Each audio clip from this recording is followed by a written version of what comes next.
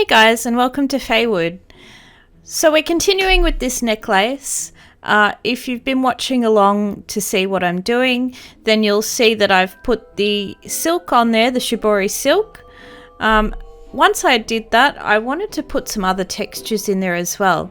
So I had a look through my stash to see what I had, and I found this really lovely sort of rainbow coloured wool. Largely it's a purple base to this rainbow coloured wool, and it's nice and thick, and I thought it would butt against that silk quite nicely because it's still quite thick, so it holds up, I guess, to the size and depth and things of the silk. And I just tacked it on basically. I wanted to have that encircle the stones a little bit as well. I still wanted a fair bit more coverage of the stones so that they did feel really incorporated into the piece. So one of the things I really focused on was how I could use some of these other textures and things to help me do that. So with the wool at the end here, I've really tried to sculpt it around the end of that stone, so then it looks a little bit more like the stone's kind of coming out of the wool and the silk.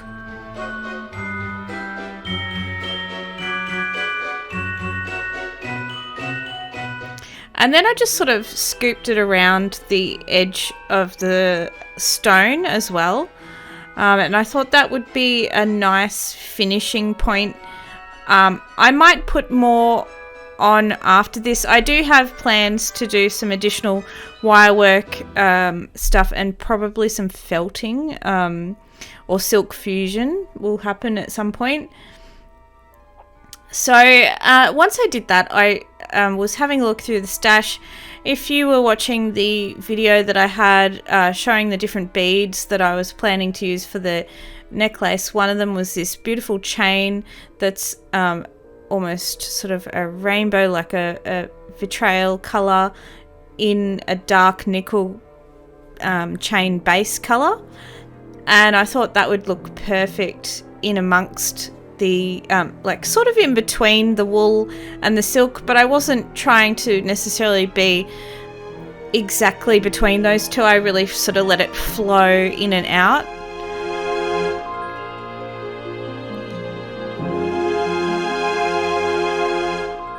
Now some of this will be obscured by the time I finish because of just how much is happening and how thick the wool is and the silk is and things.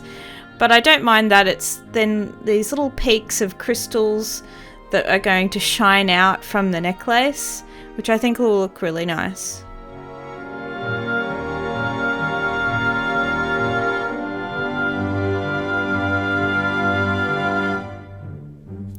So I really wanted more for the base of the other piece of crystal, like the one that was at the end of the necklace, and I wrapped that wool around it. I was quite happy with that, but I still wanted to cover some more of the stone above that. And having a look at the different options, I decided that I wanted another piece of silk. So I did have a second piece of silk that had very similar colors to the main piece that I used, in that it's purple and green, but the tones of purple and green were somewhat different. But I really liked that because it was still kind of it flowed on from those colors and didn't look so foreign to those colors and kind of tacked on, but it was almost as if the colours then shaded into this different version of purple and green as it went up and over that crystal. And then I continued that silk up a bit further so that it did feel more incorporated into the piece. Same techniques as I used for the other silk that I was attaching, you know, really tacking it around the edge, but then you know, deciding on how much I wanted it to billow out or in, and then, you know, potentially you can sew between the various layers of that sort of accordion silk and to hold them together. and then billow it out, tacking around the edges where you want it, and it will stay there that way and look really lovely. So I buried one end in against the stone, as you can see there, because I can then hide that later with beads that I can cluster in that section.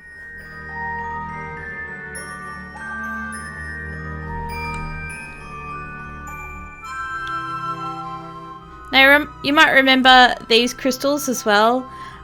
So I bought them from Etsy when I bought the silk.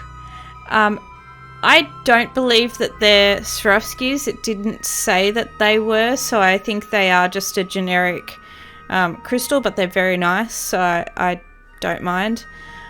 And these have a setting that allows you to sew them on, which makes it a lot easier if you're trying to incorporate them into an embroidery piece like this. Now, if you don't have a setting, a lot of people will do a beaded bezel, and that looks lovely as well. And sometimes that's preferable, actually, because it has a beautiful look to see the beaded bezel around pieces.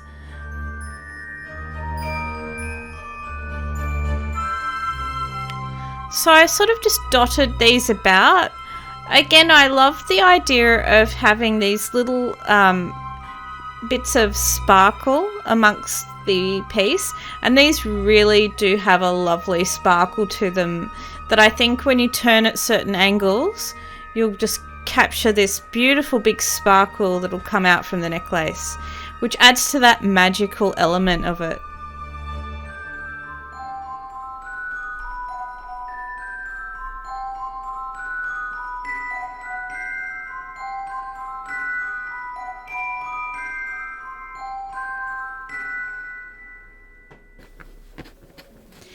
So now's time to make some mushrooms. Now, I made these with a tutorial from Stephanie Kilgast, I believe her name is.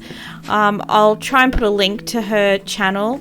She is so brilliant with polymer clay sculpture.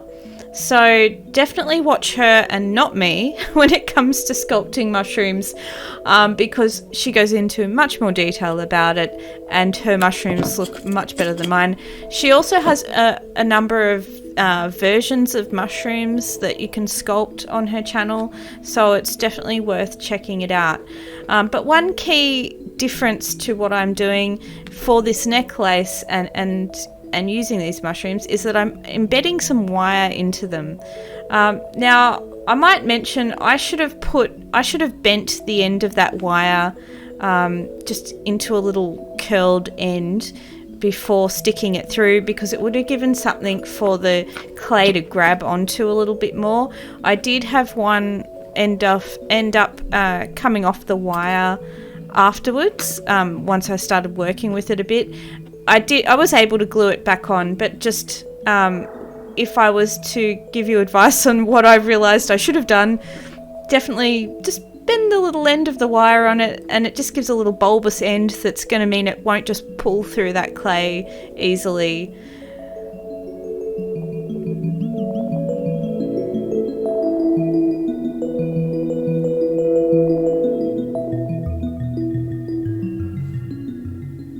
So the nice thing about actually creating your own mushrooms is that you can do whatever size that you want, and that's really helpful for this project. For me in particular, it wasn't even necessarily that I couldn't get the right size I wanted elsewhere. I just wanted all different sizes, basically, because it looked more natural. So if I was to buy these in a mushroom bead, chances are I'd be getting a set of mushrooms that looked exactly the same. But you can see I've created a bunch of different sizes, and that's going to really add to the piece in the end. Now, I've used alcohol inks to paint these. You can use acrylic and sort of use it as a bit of a wash. But these alcohol inks are great. These are new to my stash. And I haven't shared them with you guys yet, but yeah, they're just so. what they are, what an alcohol ink is basically, is that you can't water it down with water. You can do it only with like an alcohol. So I'm using methylated spirits, or you can use like just an alcohol, like a basic alcohol that you can get from craft stores and that sort of thing. And that is what you use to water it down. And I also did get a medium to use to help water it down as well, if you want to keep the same opacity. And it just gives you this lovely way to put a sort of wash over things that then can't be washed off with water. It has to be, only can be washed off with alcohol. This just added some nice depth to the mushrooms because they were looking a bit flat otherwise.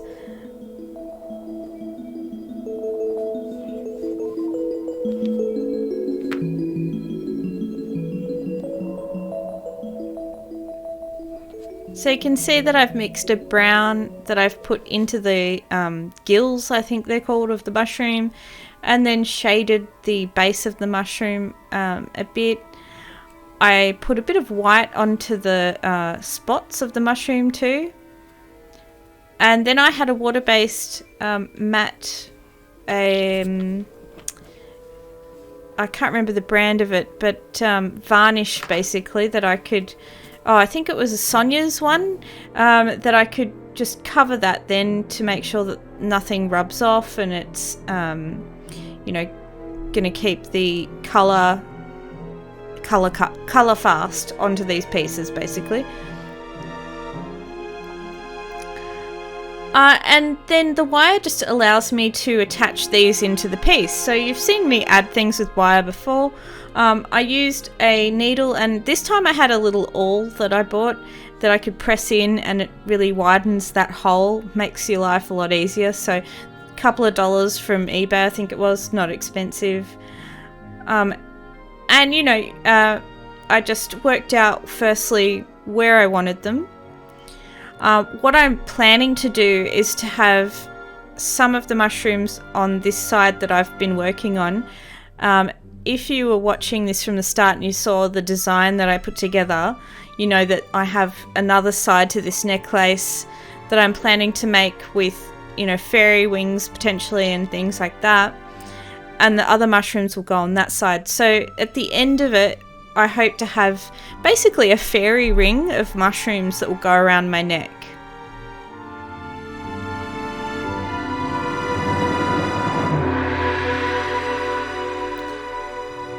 Now I usually just bend the wire around into a little loop at the base so that I have something to sew that on with. Making sure that it doesn't go outside of those lines of where your necklace is going to go, because otherwise you'll be in trouble.